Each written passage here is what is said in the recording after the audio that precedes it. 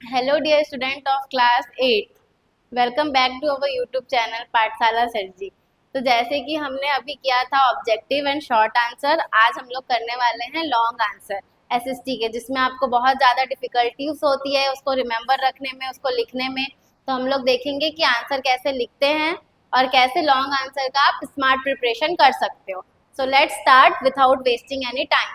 तो देखो, first question means आपका 17 क्वेश्चन नंबर, बाकी के पहले हम लोग प्रीवियस वीडियो में कर चुके हैं। तो यहाँ 17 से स्टार्ट है। देखो क्या पूछा है, with which fundamental rights this picture is related, explain their rights short, which are related to picture. देखो which are related to picture, picture से रिलेटेड। तो आप पिक्चर में क्या शो कर रहे, क्या शो हो रहा है। देखो एक तो आपको दिख रहा होगा कि ये पढ़ाई कर रही है, ठीक है, तो इससे आप रिलेट कर पा रहे हो राइट टू एजुकेशन।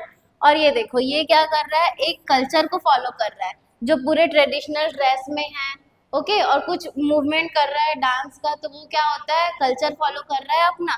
तो देखो यहाँ पे लिखा भी है कल्चरल एंड एजुकेशनल राइट। तो दो राइट्स है, इसको आप लोग अलग अलग भी डिफाइन कर सकते हो। इसमें क्या बोला है, culture and education rights are for language, script and culture. जो भी आपका लैंग्वेज है उसको आप आराम से बोल सकते हो, उसको फॉलो कर सकते हो। जो भी आपका स्क्रिप्ट है, जिस भी लैंग्वेज में वो लिखा हुआ है वो भी सही है, आप जैसा स्क्रिप्ट लिखना चाहते हो लिख सकते हो। देखो नेक्स्ट क्या है, India is a land of various languages, culture, religion. India में बहुत टाइप के लैंग्वेज के लोग रहते हैं, बहुत ही भाषाओं के लोग यहाँ पे रहते हैं और अलग अलग धर्मों को फॉलो करते हैं। Each one has his own culture, सबके अपने अपने अलग कल्चर है। और constitution protect the culture, language, script of all. हमारा जो कॉन्स्टिट्यूशन है वो क्या करता है, सारे ही धर्मों को, सारे ही भाषाओं को प्रोटेक्ट करता है। Any community which has language and script of its own the right to develop them. अगर जिसके पास भी उनका खुद का लैंग्वेज है, खुद के स्क्रिप्ट है, मतलब धर्म, वो क्या कर सकता है, उसको प्रमोट कर सकता है, डेवलप कर सकता है। मतलब जैसे उनको टेम्पल बनवाना है या उसका कुछ एडवर्टीजमेंट करवाना है या लोगों को जागरूक करना है, तो वो सारी चीजें वो फ्रीली कर सकता है, उसमें मना नहीं है। Even minority community has right to open the school, colleges, universities of its own language and culture. Any school can teach any culture, for opening schools, colleges they can select any places. देखो इसमें क्या बोला है कि जो minority cast है even वो भी अपना कल्चर डेवलप कर सकते हैं। अगर उनको उसका स्कूल ओपन करना है, यूनिवर्सिटीज बनाना है, किसी भी प्लेस में वो क्या कर सकते हैं, ओपन कर सकते हैं। उनको राइट्स है और वो पढ़ा सकते हैं बच्चों को, किसी भी धर्म के बारे में पढ़ा सकते हैं, किसी भी धर्म का स्कूल ओपन कर सकते हैं। ये सब में क्या है, हमारी कंट्री में रोक नहीं है, मना नहीं है। तो आप लोग इसको ऐसे समझिए। आप लोग चाहो तो इसको अलग अलग डिफाइन कर सकते हो, एग्जाम में एक साथ डिफाइन कर सकते हो। आप इसको अच्छे से अकॉर्डिंग टू मार्क्स डिस्क्राइब कर सकते हो। और हाँ, ये पिक्चर आपको यहाँ शो हो रहा है, एग्जाम में तो नहीं करना है ऑब्वियसली। देखो नेक्स्ट क्या है, क्वेश्चन नंबर 17 को, 17 मीन्स और वाला ऑप्शनल रहता है ना आपका लॉन्ग आंसर में। देखो यहाँ क्या है, what a person should do if a person deprived of his fundamental right as a student, what duties would you prefer. देखो इसमें क्या पूछ रहा है, अगर आपके पास फंडामेंटल राइट्स है जो हमको मिला है डेवलपमेंट के बाद, तो देखो जो फंडामेंटल राइट्स है, कितने फंडामेंटल राइट्स होते हैं बाय द वे, 6, ठीक है, 6 फंडामेंटल राइट्स होते हैं लोगों के पास, जैसे right to speech, right to education, right to culture, ठीक। तो उसमें से आपको अगर कोई भी रोक रहा है कि आप ये नहीं कर सकते हो, तो आप उसके खिलाफ क्या कर सकते हो, कंप्लेन कर सकते हो। देखो यहाँ पे लिखा है कि आप अपने जो भी सामने पुलिस स्टेशन है वहाँ जाके एफआरआई करवा सकते हो। और अगर उसमें भी आप सेटिस्फेक्शन नहीं मिल रहा है आपको कि उन्होंने आपके लिए सही जज किया है या सही कंप्लेन लिखा है और सामने वालों को पनिश किया है, अगर ये आपको नहीं लग रहा है, तब आप क्या कर सकते हो, आप कोर्ट जा सकते हो, उसके खिलाफ केस कर सकते हो। ओके, देखो नेक्स्ट देखते हैं अब क्या पूछा है इसमें कि एज अ स्टूडेंट्स आपकी क्या क्या ड्यूटीज है। तो देखो यहाँ पे लिखा हुआ है, फर्स्ट पॉइंट में क्या लिखा है, we will respect our nation. आपको अपने नेशन और नेशनल फ्लैग का रिस्पेक्ट करना चाहिए। जैसे कि आप लोग क्या करते हो मोस्टली, इंडिपेंडेंस रिपब्लिक डे में लेके उसको यूज करके, मीन्स जो भी स्कूल जाना रहता है खेलते हो, वहां लेके जाते हो, उसके बाद क्या करते हो, उसको रखते हो अच्छे से, नहीं, बहुत सारे लोग उसको फेंक देते हैं, वो रास्ते में पड़ा रहता है। तो ये चीज आपको नहीं करनी चाहिए। अब देखो second point, we will respect our religion, language and culture. हमको अपने रिलीजियन, लैंग्वेज और कल्चर का रिस्पेक्ट करना चाहिए। इवन आपका कोई फ्रेंड है वो अलग धर्म का है तो आपको उसके भी रिलीजियन और कल्चर का रिस्पेक्ट करना चाहिए। ऐसे नहीं कि आप डिस्क्रिमिनेट करो।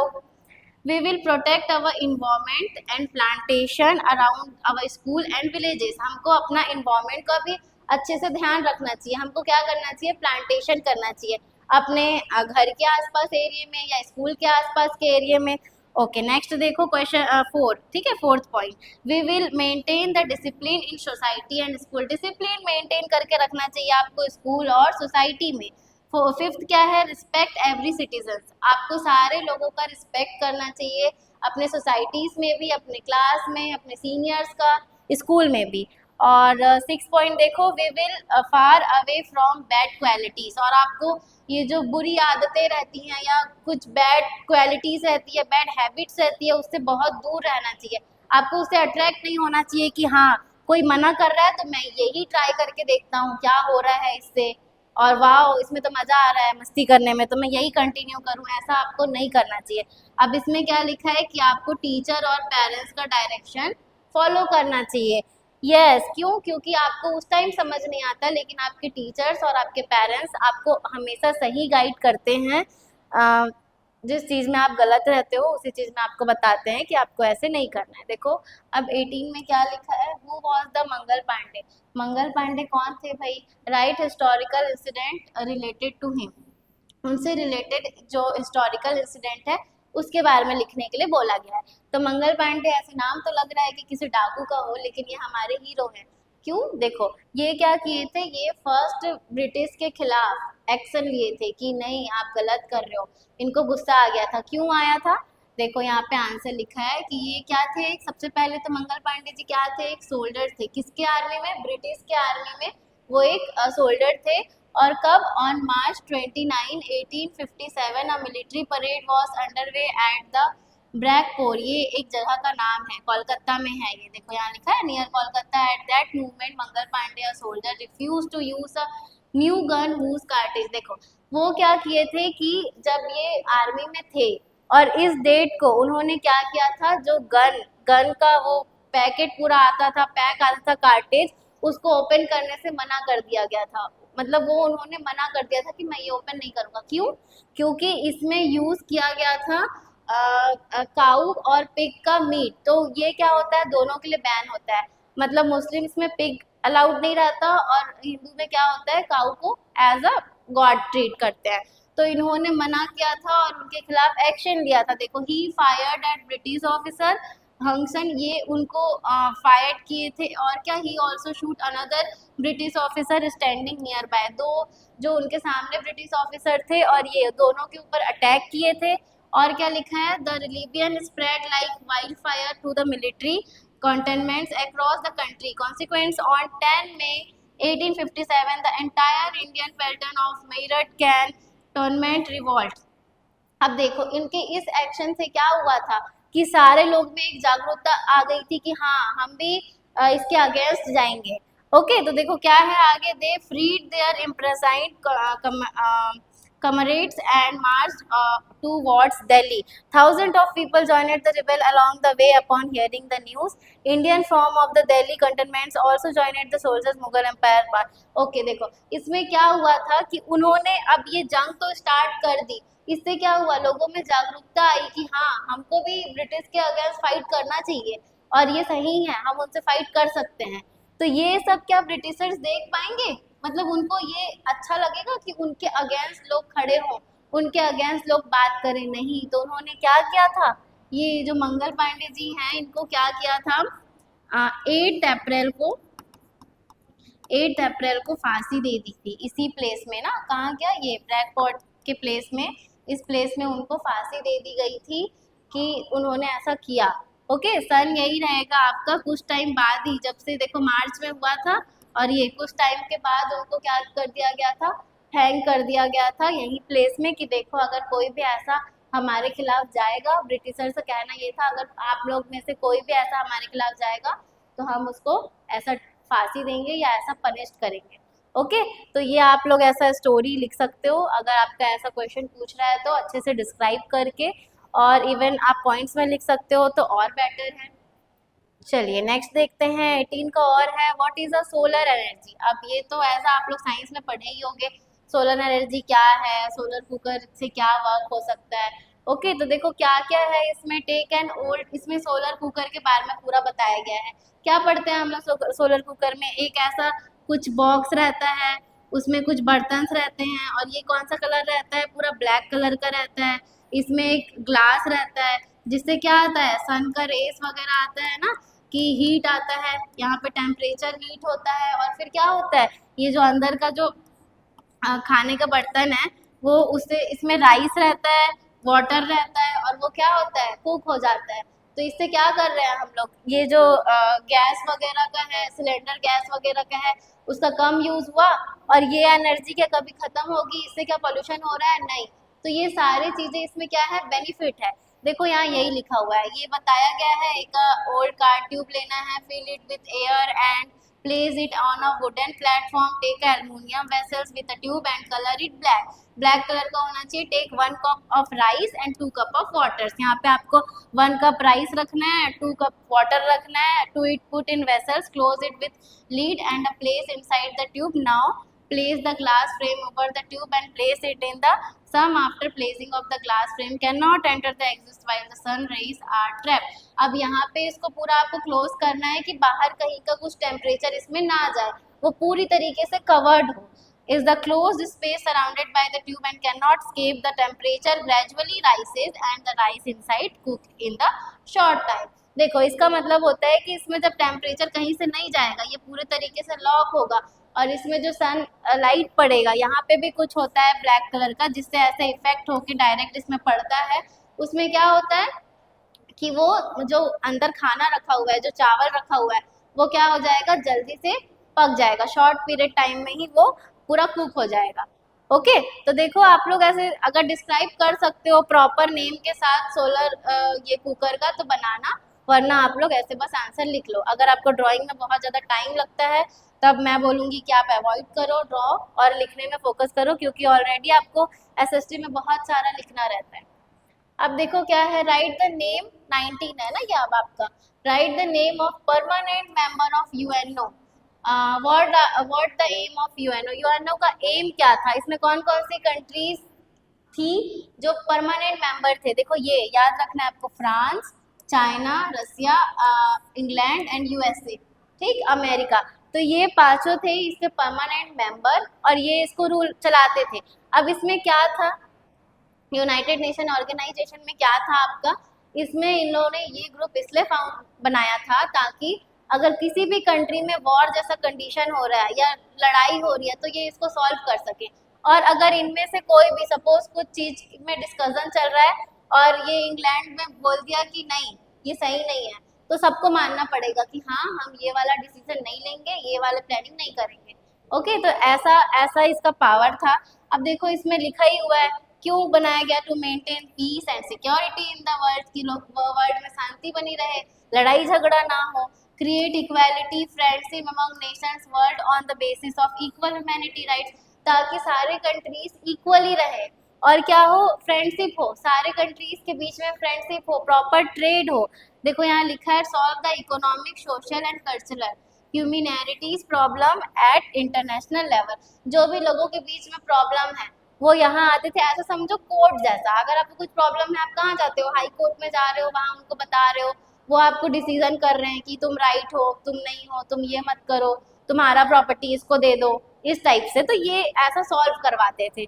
ओके, देखो नेक्स्ट क्या है, फोर्थ में, to cooperate in getting basic independent and human rights, human rights देना, ठीक है, लोगों को उनका अधिकार देना। फिफ्थ, ओके, फिफ्थ में क्या है, to solve the difference peacefully, जितने भी लोगों में डिफरेंस है, मीन्स कि बहुत सारा पहले लड़ाई होता था, रिच पीपल, पुअर पीपल, ये लोअर कास्ट अपर कास्ट, ये सारा उनको सॉल्व करवाना।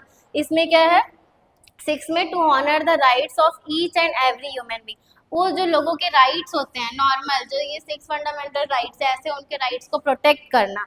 7th में, to stabilise coordinate and included cooperation among the nation to achieve the above said goals, okay तो देखो जो भी उनके गोल्स रहते थे, अगर ये सब मेंटेन रहेगा तो इजी फॉर्म में वो गोल अचीव कर सकते हैं। उनका गोल्स मोस्टली कंट्रीज का क्या रहता है, इकोनॉमिक जीडीपी बढ़ाना, है ना। तो देखो उनका इकोनॉमिक ग्रोथ कैसे होगा, जब पूरा वर्ल्ड ट्रेड होगा। ट्रेड कब होगा, जब सबके बीच में फ्रेंडशिप होगा। ओके तो आई होप आप लोग अच्छे से समझ रहे होंगे और आपको हेल्पफुल होगा एग्जाम के लिए। नेक्स्ट देखते हैं आपको क्वेश्चन नंबर 19 का। और इसमें आपको टिस्को के बारे में पूछा है। तो फर्स्ट टिस्को का फुल फॉर्म क्या होता है, देखो Tata iron and steel company limited, इसका फुल फॉर्म अच्छे से याद रखना। तो देखो इसमें क्या बताया है कि जो ये स्टील है ये कहाँ से आता है, इसमें क्या क्या चीजें यूज हो रही है। अब प्रॉपर ऐसा तो नहीं बनेगा, पहले आयरन और कहाँ से मिनरल्स मिल रहे हैं। ओके तो ये सारी चीजें कहाँ से आ रही है, कहाँ से बन रहा है और कहाँ कहाँ पाई जाती हैं, तो ये मैप के थ्रू आपको शो किया है। क्या देखो जमशेदपुर, जमशेद नाम याद रखना आप लोग, और जमशेदपुर भी है तो इससे रिलेट कर सकते हो। देखो कोर फील्ड झरिया, कोर कहाँ से मिल रहा है, झरिया से। कहाँ है ये, यहाँ पे। अब देखो और क्या लिखा हुआ है यहाँ पे, आयरन और लाइमस्टोन, डोलोमाइट और मैग्नीज। ये सारी चीजें क्या है, ये उसको बनाने में हेल्प होती है। मतलब इस इंडस्ट्रीज में ये सारी चीजें रॉ मटेरियल्स वगैरह है वो कहाँ से सप्लाई किए जाते हैं, कहाँ से पाए जाते हैं। तो देखो ये जो है ना कोर फील्ड, देखो यहाँ मिल रहा है, और ये इसका कहाँ है, कंपनीज वगैरह। और ये देखो यहाँ पे लिखा हुआ है, यहाँ से इन लोग कोल मिल रहा है। और जो मोस्टली आयरन और कोल का सप्लाई होता है ना वो उड़ीसा और छत्तीसगढ़ से होता है। ठीक है, आप लोग ऐसे समझ सकते हो। और ये जो जो भी चीजें हैं उसको क्या करते हैं, हम लोग कन्वर्ट करते हैं। जैसे आयरन वगैरह हो गया तो उससे क्या कर रहे हैं, स्टील के फॉर्म में उसको कन्वर्ट कर रहे हैं। तो ये सारी जो चीजें चलती हैं उसके बारे में बताया है आपको, एज अ मैप में शो करना है कि कहाँ कहाँ से क्या क्या चीजें ली गई हैं। ओके ठीक है, तो ये ऐसा आपका रहेगा। चलो नेक्स्ट देखते हैं। ओके देखो नेक्स्ट देखो आप क्वेश्चन नंबर 20। इसमें आपको पूछा है right the causes of increase in population, right it's bad effect.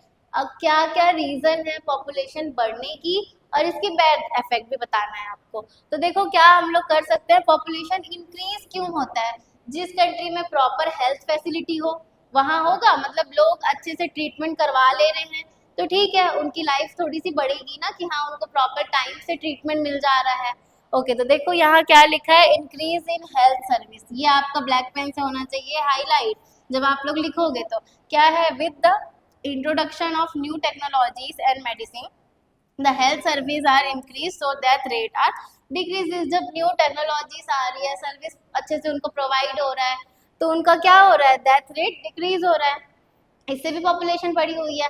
मतलब ऐसा अगर सोचो, सिर्फ लोग बर्थ ले रहे हैं और उधर डेथ करते जा रहे हैं उनके टाइम से पहले, तो इसमें क्या पॉपुलेशन इंक्रीज होगा, नहीं। पॉपुलेशन कब इंक्रीज होगा, जब लोग लंबे टाइम तक जी रहे हैं और दूसरे लोगों का बर्थ भी होते जा रहा है, तब एक पॉपुलेशन इंक्रीज होता है। तो इसमें वही बताया गया। अब देखो इसमें क्या है, डिक्रीज इन मोरालिटी रेट। अब ये भी, ये दोनों पॉइंट में भी एज अ सेम आप समझ सकते हो कि क्या होगा, नेचुरल इंक्रीज रेट। ओके देखो morality due to better treatment and increase in health service morality rate is decreases. जो भी लोगों को डिसीजेस वगैरह हो जाती है और उसके कारण डेथ कर जाता है वो भी कम होगा। द नेचुरल इंक्रीज रेट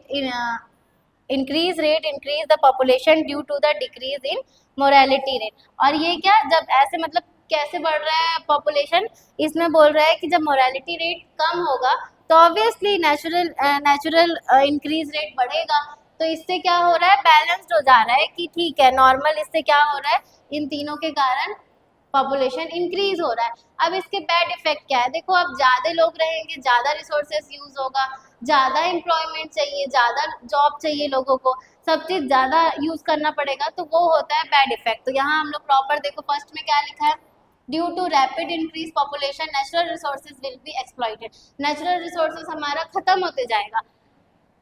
पर capital of people will become low. जैसे कि पूरे लोगों का एक ग्रुप में लोगों का क्या करते हैं, इनकम कैलकुलेट करते हैं तो वो ज्यादा है। ओके लेकिन अगर वो एक एक इंसान के हिसाब से देखें तो वो कम होते जाएगा। लोगों को एकदम, जैसे अभी 5 लोग थे सबका 50,000 है, अब 10 लोग हैं तो भी 50,000 है, तो वो बढ़ गया ना लोगों में, वो हाफ हाफ हो गया। तो वो ऐसा एग्जाम्पल समझ सकते हो। थर्ड में क्या बोला है, quality of life will be inferior, मतलब प्रॉपर उनको ऐसा लो क्वालिटी वाला लाइफ जीना पड़ेगा, क्योंकि सारे लोग को इतना प्रॉपर फैसिलिटी नहीं प्रोवाइड हो पाएगा। अब देखो फोर्थ में क्या है, shortage of food, housing, water will take place, ये सारी चीजें की भी सॉर्टिंग हो जाएगी। कैसे, देखो शॉर्टेज होगा, खाना, इतने सारे लोगों को पूरा प्रॉपर एग्रीकल्चर करना और सबको फूड प्रोवाइड करवाना बहुत मुश्किल काम है। हाउसिंग, इतना अभी सिटीज में ही कितने भीड़ रहते हैं, अब नॉर्मल क्रेज वाले सिटी में जाओगे मुंबई वगैरह में, वहाँ कैसे रहते हैं लोग, कितने बड़े बड़े बिल्डिंग्स रहते हैं। क्यों, क्योंकि वहाँ इतनी लैंड एरिया नहीं है कि लोग प्रॉपर एक एक जगह पे घर बना के रहे, इसलिए इतने ऊंचे ऊंचे बिल्डिंग्स रहते हैं कि लोग वहाँ रहे, वहाँ भीड़ ज्यादा है। तो यही बोल रहा है कि ऐसे प्रॉब्लम्स होगा वाटर, फूड, हाउसिंग का। अब क्या है, shortage of raw material, obviously shortage of raw material. Industries, मतलब इंडस्ट्रीज में अगर एक टाइम पे वो इंडस्ट्रीज काम कर रही है तो रॉ मटेरियल उसको कितना ही मिलेगा, जिस चीज का वो काम कर रही है वो धीरे धीरे बंद होते जाएगा ना। तो यहाँ पे नेक्स्ट में वही लिखा है, due to higher population there will be decay in environment, environment में भी होगा। अब कैसे होगा, देखो फॉरेस्ट एरिया धीरे धीरे कट करते जाएंगे, लोग वहाँ घर बना बना के रहते जाएंगे, तो इन्वायरमेंट को भी नुकसान हो रहा है। अब रॉ मटेरियल के शॉर्टेज से क्या होगा, इंडस्ट्रीज धीरे धीरे बंद होने लगेगी, इंडस्ट्रीज बंद होगी, इंडस्ट्रीज अगर सफर करेंगी तो क्या होगा, लोगों के पास जॉब नहीं होगा, लोगों की जॉब भी तो जाएगी, इंडस्ट्रीज में बहुत लोग को जॉब मिलता है। ओके, देखो नेक्स्ट क्या है, एट्थ में, there will be problem of unemployment, ये मैंने आपको बता दिया इसी पॉइंट के साथ। एक दूसरे से रिलेट करके आप लिख सकते हो कि एक चीज हो रहा है उससे रिलेटेड दूसरा चीज क्या होगा, इंडस्ट्रीज में रॉ मटेरियल कम हो रहा है, रॉ मटेरियल कम हो रहा है तो इंडस्ट्रीज बंद हो रही है, इंडस्ट्रीज बंद हो रही है तो क्या, फिर लोगों के जॉब्स जा रहे हैं। हो गया ऐसे ही आपका 3-4 पॉइंट। अब देखो 9 में क्या है, air, water and soil polluted will take place, pollution भी बढ़ेगा, जितने ज्यादा लोग उतनी ज्यादा गाड़ियां, उतना ज्यादा ट्रैवलिंग, उतना ज्यादा रिसोर्सेज का यूज। अभी इसीलिए क्यों बोलते हैं कि आप रिसोर्सेज सेव करो अपनी फ्यूचर जनरेशन के लिए, जैसे हम लोग लाइट फैन चला के दूसरे रूम चले जाते हैं, इस रूम कब चल ही रहा है, तो अभी तो है, अभी तो हमको पता नहीं चल रहा है, लेकिन क्या फ्यूचर में बचेगा, उनके लिए बचाना जरूरी है, इसलिए बोलते हैं कि जितना आपको यूज है उतना यूज करो। अब देखो यहाँ क्या, there will be a shortage of grazing land and the industries related cattle rearing will be affected, जो पशुपालन होता है, ओके जैसा जानवरों को जो रखा जाता है, जब इंसानों के लिए जगह नहीं रहेगा तो कैसे पशुपालन ये सब हो पाएगा, तो ये भी धीरे धीरे बंद हो जाएगा, राइट। तो देखो ये इसी चीज के बारे में बताया गया है, इसको आप लोग अच्छे से एग्जाम में डिस्क्राइब करके लिखना, और ये जितने भी आप क्वेश्चंस पढ़ रहे हो सारे इंपॉर्टेंट है आपके एग्जाम पॉइंट ऑफ व्यू से, सिलेक्टेड क्वेश्चंस है, तो इसको आप अच्छे से प्रिपेयर करें। अब देखो नेक्स्ट देखते हैं, which princely state are merged after independence and why, independence के बाद जब हमारे कंट्री का इंडिपेंडेंस हो गया तो कौन कौन से प्राइसली स्टेट थे जो हमारे इंडिया में मर्ज हुए हैं और उसका रीजन क्या था, ये पूछा गया है। तो प्राइसली स्टेट क्या होता है, जहाँ मोस्टली किसी राजा का रूल हो, ओके तो सारे लोग ऐसे मर्ज नहीं हो रहे थे, सारे लोग ऐसे रेडी नहीं थे मर्ज होने के लिए। तो देखो उसी के बारे में पहले क्या लिखा है, जूनागढ़, जूनागढ़ में क्या हुआ था, ये एक स्मॉल प्राइसली स्टेट है, सौराष्ट्र है, it's Nawab wanted to join Pakistan, यहाँ जो रूल कर रहे थे नवाब जिनको बोल रहे हैं वो क्या चाहते थे, पाकिस्तान ज्वाइन करना चाहते थे, but the people of Junagadh wanted to join India, लेकिन वहाँ के जो राज्य के लोग थे वो लोग क्या चाहते थे, इंडिया को ज्वाइन करना, वहाँ मेजोरिटी होगी हिंदू की और राजा होंगे मुस्लिम, ओके। तो देखो नेक्स्ट क्या है, due to the public pressure the Nawab fail to Pakistan and in the February 1948, ये डेट आप याद रखो, जूनागढ़ मर्ज विथ इंडिया। अब देखो इसमें क्या बोल रहा है, क्योंकि पब्लिक के प्रेशर से इंडिया में तो मर्ज होना पड़ा उनको, तो जो नवाब थे वो कहाँ चले गए, पाकिस्तान, और बाकी जो जूनागढ़ था उसको कहाँ मर्ज कर दिया गया, इंडिया में, ठीक है। तो देखो यहाँ डेट लिखा है आपका February 1948, इस डेट पे यह चीज हुआ था, तो आप ये डेट लिख के ऐसे इसको ओन वर्ड्स में अपने डिस्क्राइब कर सकते हो। देखो नेक्स्ट क्या है, merging of Kashmir in India, Kashmir के पीछे एक स्टोरी है, क्या है, इन द बिगिनिंग ऑफ राजा हरि सिंह, राजा हरि सिंह का नाम याद रखना, ये वहाँ पे रूल करते थे, डिसाइडेड टू स्टे इंडिपेंडेंट, वो चाहते थे कि वो कश्मीर इंडिपेंडेंटली रहे, मतलब कश्मीर को ही वो एक कंट्री बनाना चाहते थे।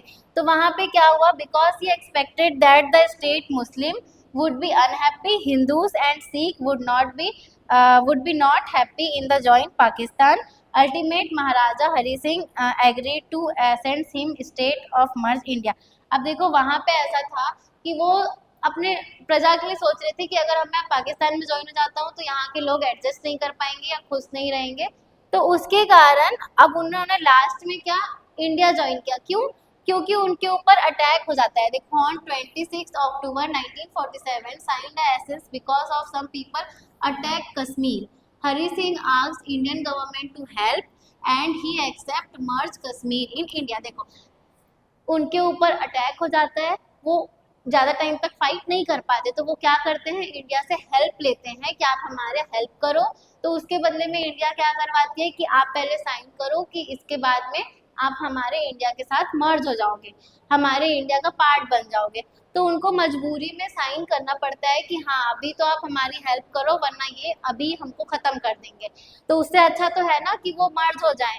तो क्या किए, साइन कर देते हैं। इसका भी डेट आप लोग ऐसे याद रख सकते हो और रखना ही है, आपका ऑब्जेक्टिव भी बन सकता है।